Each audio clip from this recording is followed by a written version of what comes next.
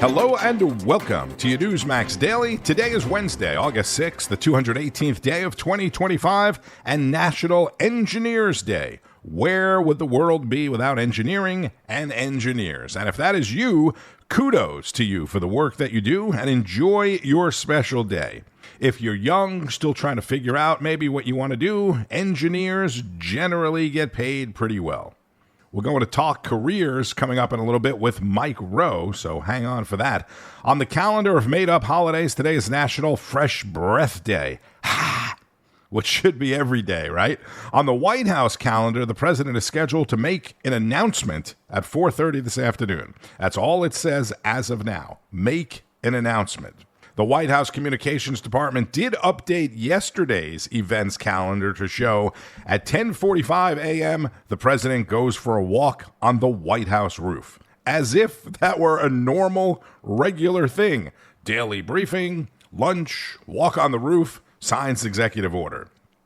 This morning, President Trump is threatening to take federal control of D.C. if the city doesn't get its act together and quickly. That's a quote from his social media post. This after a young former DOJ employee was assaulted in D.C. Police say it happened around 3 a.m. Sunday morning. 19-year-old Ed Korstein, who worked for DOJ under Elon, said he was protecting his girlfriend when he was beaten by several other teenagers. Other than Trump's walk on the White House roof, the other big story, President Bill Clinton and former First Lady and Secretary of State Hillary Clinton are among a dozen or so very high-profile politicians and Washington insiders subpoenaed in the congressional investigation into Jeffrey Epstein. Let's go right to Newsmax senior judicial analyst Judge Andrew Napolitano for more.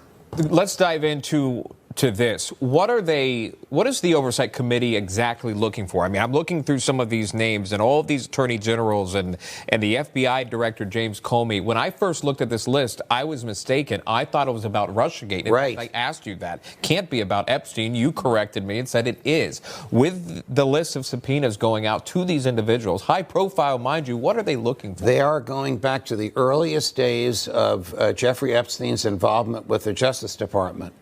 So they're going back to when Alexander Acosta was, this is under President Obama, was U.S. attorney in Miami and negotiated a deal with Epstein's lawyer, our friend and colleague, Professor Dershowitz, who did a fabulous job representing Epstein. But during the course of those negotiations, Alexander Acosta supposedly said, I was told to go easy on him because he's intel. Now, they're going to ask him, Mr. Acosta, Secretary Acosta, he's the former Secretary of Labor.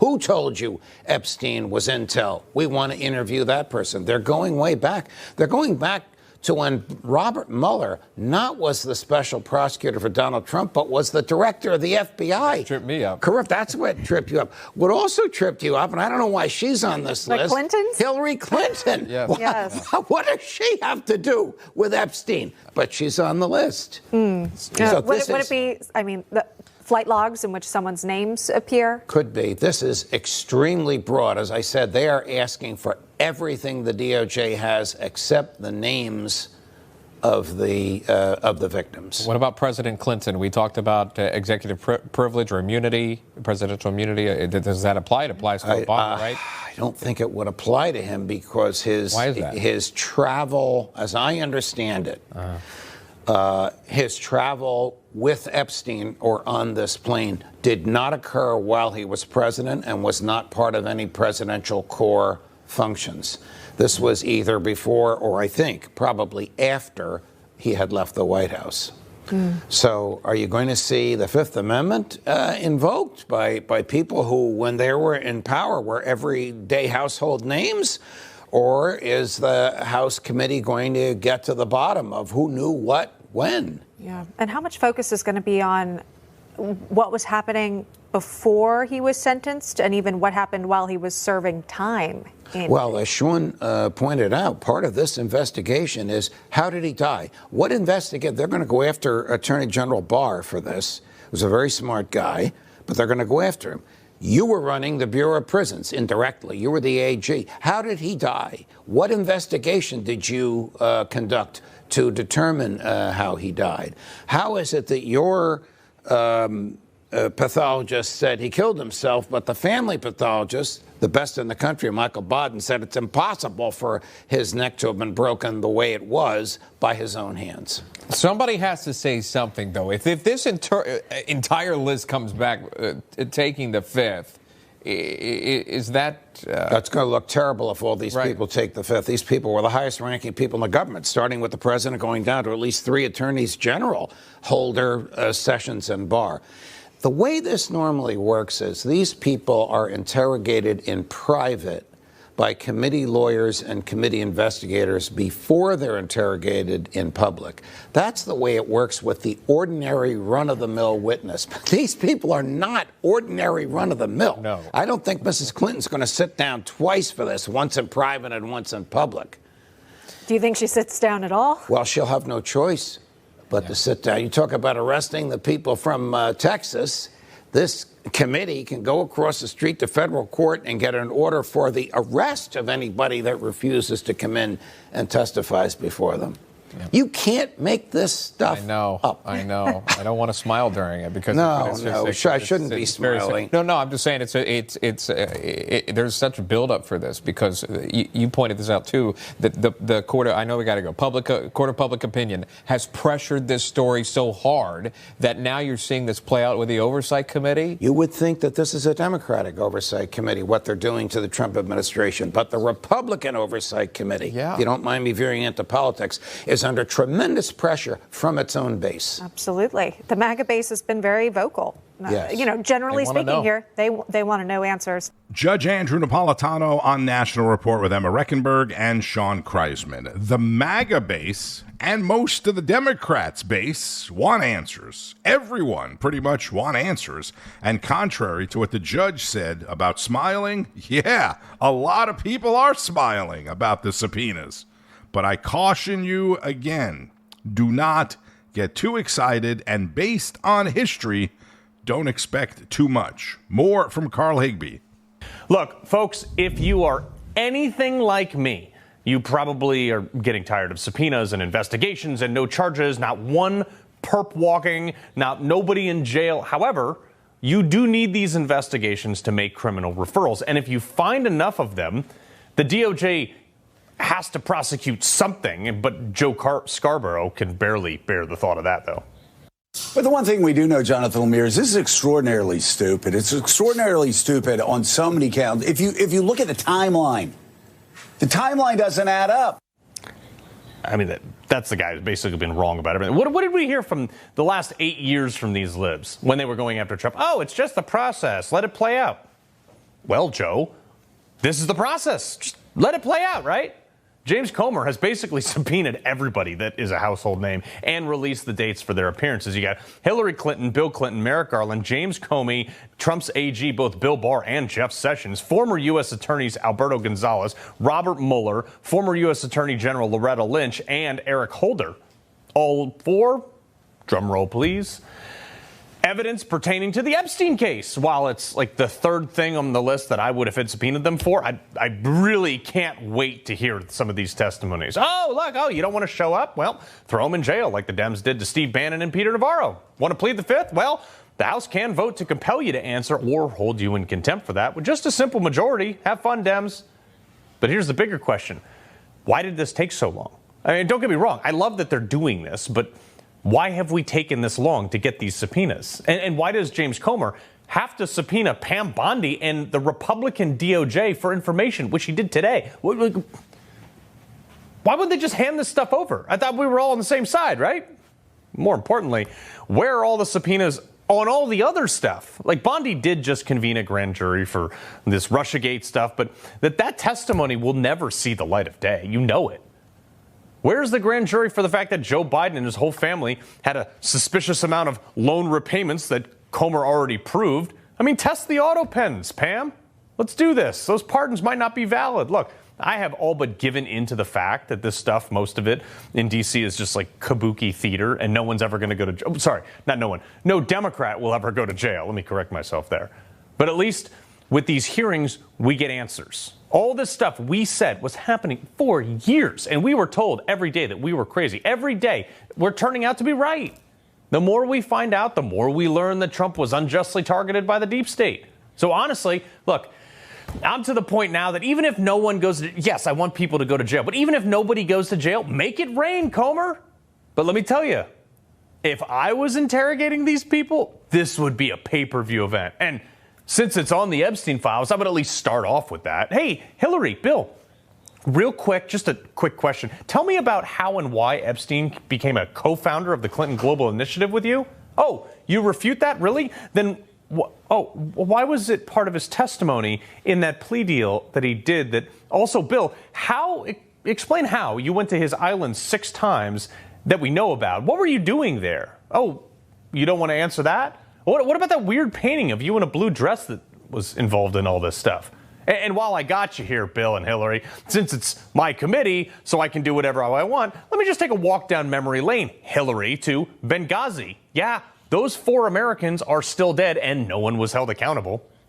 The fact is, we had 4 dead Americans. Was it because of a protest, or was it because of guys out for a walk one night who decided they'd go kill some Americans? What difference at this point does it make? Makes a big difference, especially when you sent Susan Rice out there to reinforce that it was some stupid YouTube video when it had nothing to do with that and you knew it. 13 years later, I still haven't forgotten about it. So how about the fact that you skated on having classified material on a server in your basement? Why did you do that, Hillary?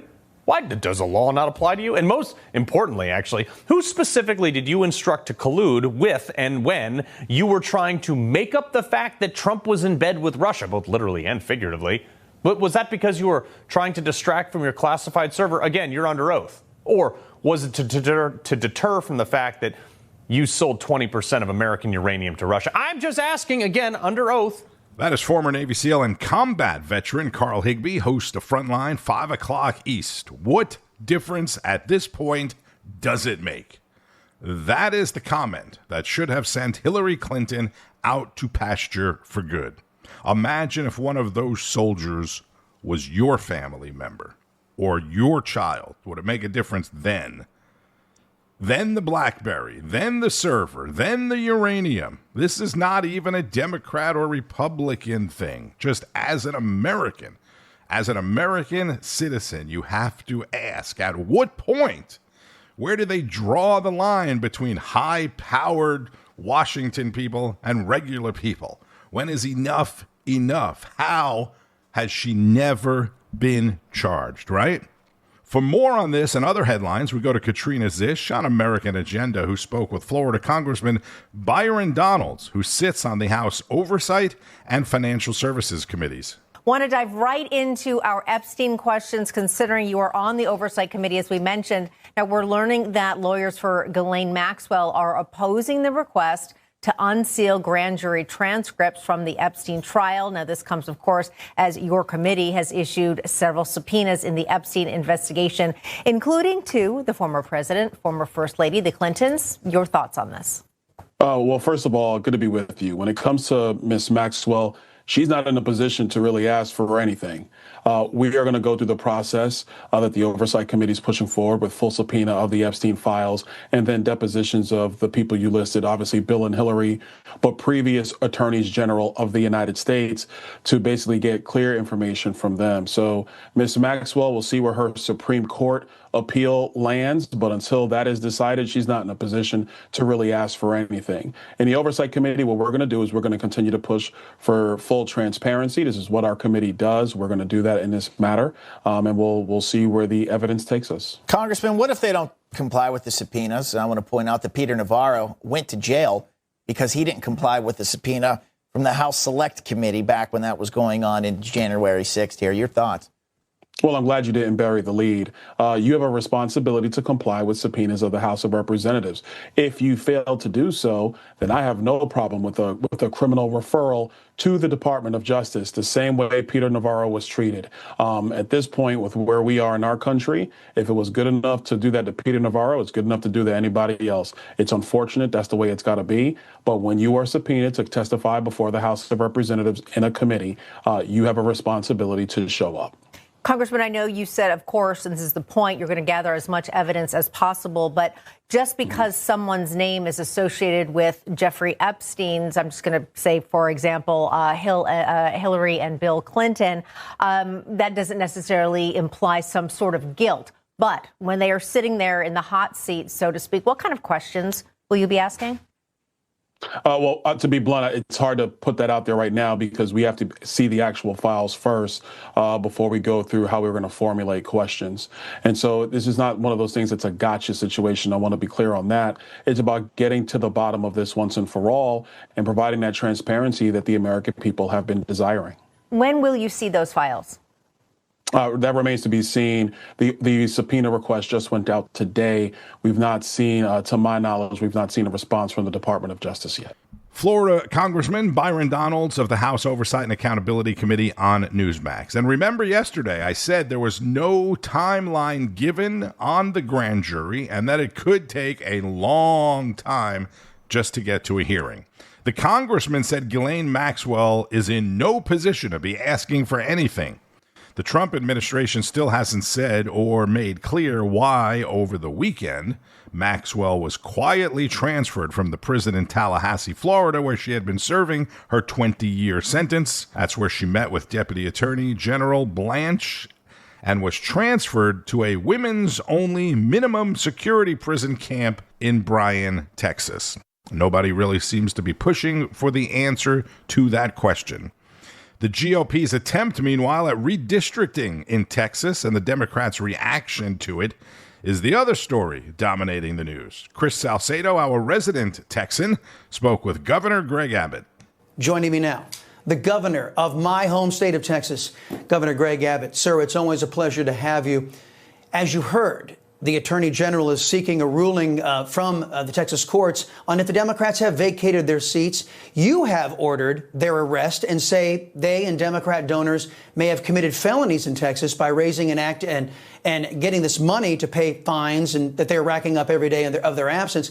Has the Texas GOP finally had enough of left-wing extremism, sir? Listen, it's outrageous. They flee to states like Illinois, and candidly, these Democrats fit right in Illinois and New York a whole lot better than they fit into the state of Texas. What we're doing in the state of Texas is we are redrawing the congressional district lines to ensure that the voters in the state of Texas are going to have the opportunity to cast votes for members of Congress that are consistent with the way they voted for the United States presidency. We're going to add 5 more Republican congressional districts in the state of Texas, and the Democrats realize there's nothing they can do about it. But in a very un-Texan fashion, they're not staying here and fighting. They're turning tail and running. That's the most un-Texan thing they can do. And, Chris, I have to add this. They're not just turning their backs on the redistricting process. We are in a special session called by me, and on that agenda, the first items are to respond to the devastating floods in Kerrville, Texas, and across the state of Texas. The Democrats are denying the ability of the state to provide flood relief to our fellow Texans. They should be kicked out of office by the voters. But in the meantime, as you pointed out, Ken Paxton is filing a lawsuit. There's going to be additional legal action taken to remove these recalcitrant Democrats from their offices. Yes, sir. And the irony of the Democrats fleeing to Illinois, that's one of the most gerrymandered states in favor of Democrats in the entire country. Oh, the irony. Some reports, Governor, allege that there are Democrat lawmakers hiding out in our state, in Texas. If that's true, how confident are you that Texas DPS and the Office of Attorney General's, their Special Crimes Unit, can find these Democrats and drag them kicking and screaming to do their jobs to the Texas House? So our information does include information that there are Democrats in the state of Texas right now. And as we're speaking on television right now, the Texas Department of Public Safety is seeking and will find them, and they will arrest them and bring them to the Texas Capitol. The same goes for Democrats who are outside the state. I talked to the Department of Public Safety, and they are working on strategies to locate and bring back members of the Democrat House who are outside the state. And if they don't get to bring them back, they will be met by the Department of Public Safety when they do return. There's no way for these Democrats to be able to escape justice here.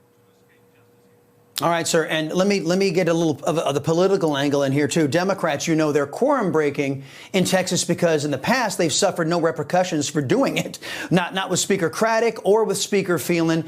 In your discussion with Speaker Dustin Burrows, are you convinced he's committed to making sure Democrats pay a steep price this time for abandoning Texas?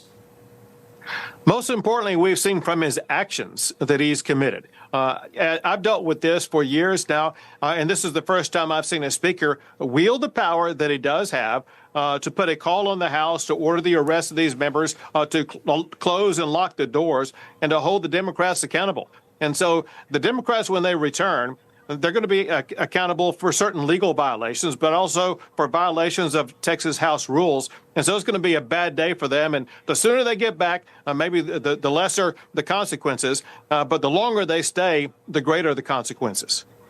Texas Governor Greg Abbott on the Chris Salcedo Show. And if you missed it yesterday, Rob Schmitt spoke with Texas Attorney General Ken Paxton about the Democratic chaos as well on the Newsmax Daily. And last night, Rob had a great conversation with Mike Rowe. One of the largest declines in over 30 years. And Mike Rowe is the CEO of Mike Rowe Works Foundation and is back with us now. Mike, good to see you. It was a really big gamble trying to completely reconfigure a $30 trillion economy, and he's taken a lot of political heat for what he's trying to do here, but we're starting to see the benefits, aren't we? Well, sometimes I think things have to go splat before people truly pay attention. What does that mean? Well, reasonable people might have different opinions. Personally, I think when you see 7.6 million open jobs that can't be filled, that's going to get your attention. At least it should. When you see 7 million able-bodied men who have chosen not only not to work, but not to look for work, that'll get your attention. $1.7 trillion in outstanding student debt, that'll get your attention. And of course, the self-inflicted implosion in the Ivies, that's impossible to ignore. Meanwhile, trade schools are growing. Community colleges are growing. And this idea that the technology was going to come and completely upend the blue-collar chunk of our workforce, well, there are some threats, and there's definitely going to be an impact. But right now, the smart money seems to be looking at AI and the disruption it's going to cause in the white-collar part of our workforce. So, look, I'm not wishing disruption on anyone, but for 17 years, we've been awarding work ethic scholarships for the next generation of plumbers and steam fitters and pipe fitters and mechanics and welders. And I'm telling you, Rob, we had more people this year in our enrollment program to apply, 10 times what we did last year. That means something somewhere has happened on a seismic level. Yeah, it certainly does, and it makes a lot of sense too. People, you talk to people that got out. I mean, think about how many lawyers this country spits out every single year, and then so many of them can't. I mean, what are all these lawyers doing is what I want to know. I spoke to somebody that runs a law firm the other day, and they said how quickly AI is going to replace so many of the smaller jobs inside of a law firm, and jobs like that, they are going to start disappearing. But what you guys are supporting here, and you're giving $5 million for this an ethics scholarship for people who want to get a 4-year degree in a skilled trade. These are the kinds of jobs that are pretty much AI proof, right? Well, I don't think anything is ultimately going to be invincible to the AI. It's going to come at us in fits and starts. But we really haven't changed. MicroWorks was founded on Labor Day in 2008 as a PR campaign for the very jobs you're describing. I don't have anything intrinsically against a 4-year degree. I have one myself, and it served me pretty well. But that's not we're not suffering right now from a lack of graduates from 4-year schools. Yeah. We are suffering from a lack of enthusiastic men and women who want to show up early, stay late, and master a skill that's in demand. And that need has widened. That gap has widened. And this will sound hyperbolic, but I swear I'm telling you the truth. Not a week goes by that I don't get a phone call from somebody at the top of the food chain of some industry, could be automotive. They're looking for 80,000 people right now in collision repair and technicians. Energy is more like 300,000. Electricians, 500,000. It just goes on and on. And it's like a memo went out, not just to the news agencies, but to governors and to CEOs. People are paying attention, and something has shifted for sure. That's the unmistakable voice of Mike Rowe from Dirty Jobs fame and CEO of the Mike Rowe Works Foundation on Rob Schmitt Tonight. One of my two sons left college after 2 years of taking up space. And I don't mean like aeronautics, but physically taking up space. And he left school to become an electrician, and he couldn't be happier.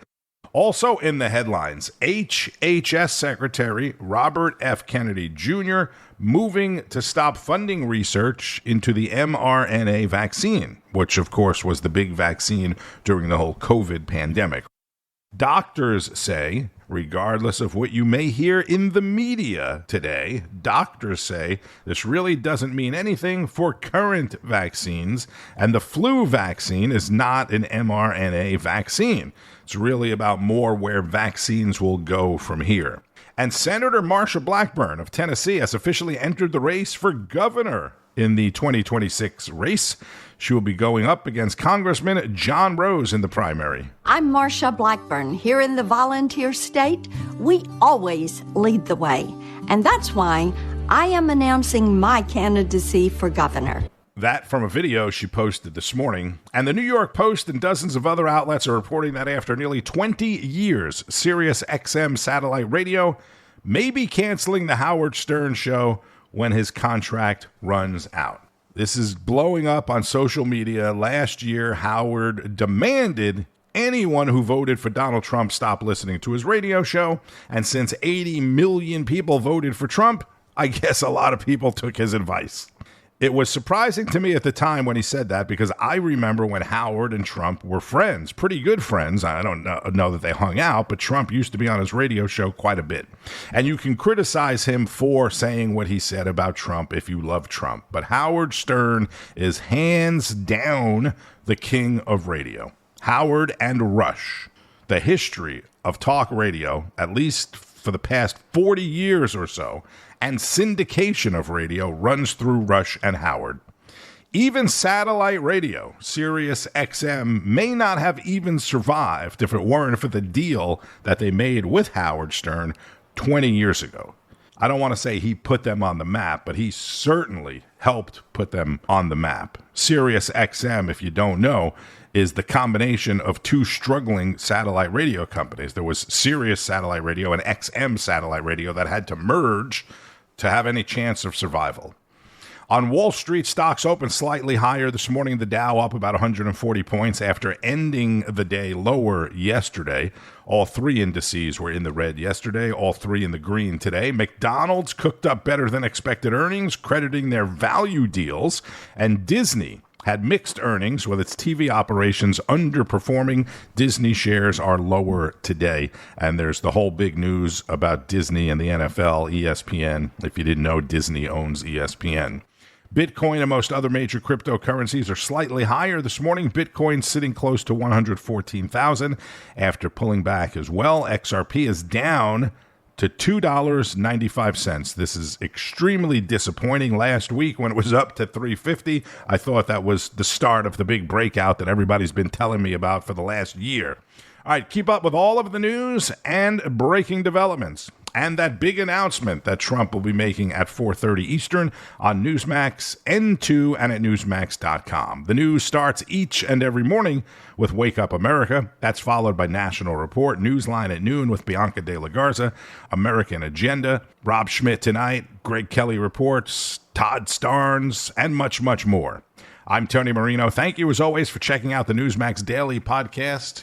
If you have not yet subscribed, please subscribe on whatever platform you may be listening to. Enjoy the rest of your day. Pay attention and keep on fighting the good fight. News breaks every minute, every day. You need the app, the Newsmax app. Find it free on your smartphone store. Then watch us anytime, anywhere. Information. Truth is freedom. Is Newsmax. It's real news for real people.